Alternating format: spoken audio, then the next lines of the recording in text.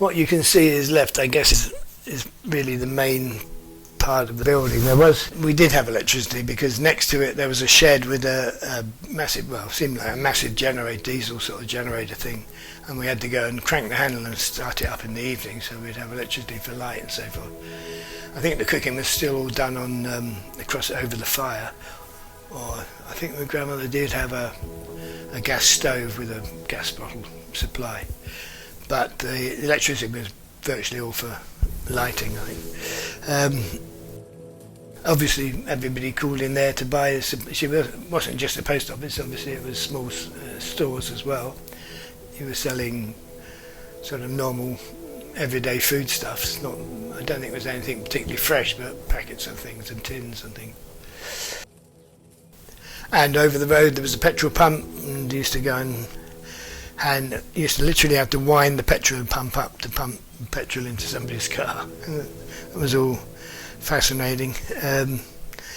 Down the side, again looking at it from the road straight on, to the right hand side, the Laws lived there, and that's where we got our water. You had to go down by the side of the burn, and there was a spring that came up just by the side, why of the burn, but all you had to do was, my grandmother said, was sweep off the wee beasties and fill your bucket up with water and take it back to the house, drinking water.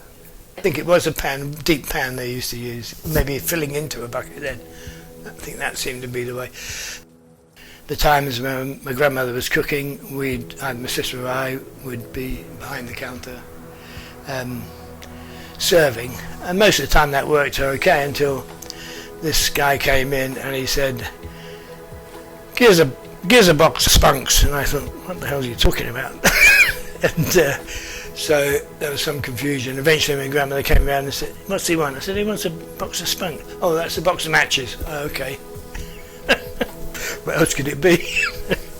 And anyway, so yeah, we sold stamps and all that sort of stuff you do at a post office. And during the day I'd sort of wander around outside, and until I got a bit older, I had an air rifle, as my sister said, and attempted to shoot the rabbits, occasionally successful. I do remember I used to walk around in the locality. It wasn't that much to do. Occasionally we'd try a bit of fishing in the burn opposite the post office, and say walking around shooting things with my air rifle and wandering about.